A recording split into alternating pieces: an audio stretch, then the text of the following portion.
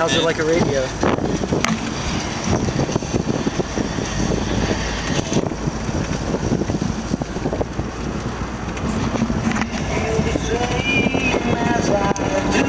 So my radio is currently tuned to this frequency, and so it's picking up the information only of that frequency. Yeah. Now if I change the radio station... Yeah, it's the Big Bang. Yeah. Now classical music. All of these radio waves are in the same place at the same time, but my radio is only essentially perceiving one at a time, whichever one it's tuned to. So this other radio station in the same spot, different frequency. So I changed the frequency of my radio, and then I can pick up different information in the same spot than the other ones that I was perceiving. Yeah. So tell me again about the paint by numbers concept. Reality is more like paint by numbers, with how the brain fills in our perception when receiving information from the nature of reality through our senses. Because everything's made out of the same thing. Just like how a paint by numbers is just a blank sheet, but for every different spot within the picture, there's a different number.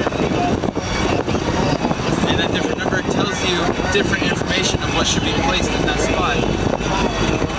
So when you have a natural state of reality, which is everything is made of the same thing, the information's different by having higher numbers of the same thing in that spot. And then those different numbers of that information tells your brain what to fill in for it, and that's what we perceive as densities and colors. It's all the same thing, but it's different accumulations of 1, 2, 3, 4, 5, 6, 7, 8, 9, 10 that give you different information on what should be placed there as experience or painting the picture number by number. HTML code. I love how light, whatever color it is the distance that the electrons are falling between their different electron shells. So I've been told that the electrons don't move between the shells. They're just at one part and then instantly at the other. But then the space between shakes. And that distance that it shakes is the wavelength, which is the color. Well, space is nothing but multiple universes big banging into existence all in the same spot within our universe. That's why our universe keeps expanding. Oh wow, I never thought of that. Because universes are constantly exploding, pushing everything out. That's why stuff starts to separate further and further and keep accelerating at a greater speed. Every point is exploding. But the best part is, just like this radio station, how it perceives one information, but everything else is null. That's how our brain creates space for us to move from point A to point B. When everything in all parallel universes are in the same spot, your brain's tuned into one, but completely nullifies all the others as empty space. So as those multiple universes are constantly coming into existence, our observable space keeps expanding out. Yeah. Because our brain perceives all the other universes as nothing, but everything with our universe as something, using essentially the paint by numbers to fill in what should be there. And just how another universe that's parallel to ours would perceive our universe as empty space to themselves. Yeah, especially if our universe is going faster faster than fucking X-rays or slower than ultraviolet, and if it's shaking faster than our, if the wavelength is bigger than our solar system or smaller than like our Planck scale, we're not going to see it. Their minds are nullifying our universe as empty space for their frequency to paint by numbers for them to have their reality of their experience. So it's like 98% all the other existences on the outside, and on the inside it's 98% all the other existences in the empty space. Just our galaxy alone has 100 billion stars, roughly. Well, the average human mind has roughly 100 billion synapses, brain cells, essentially.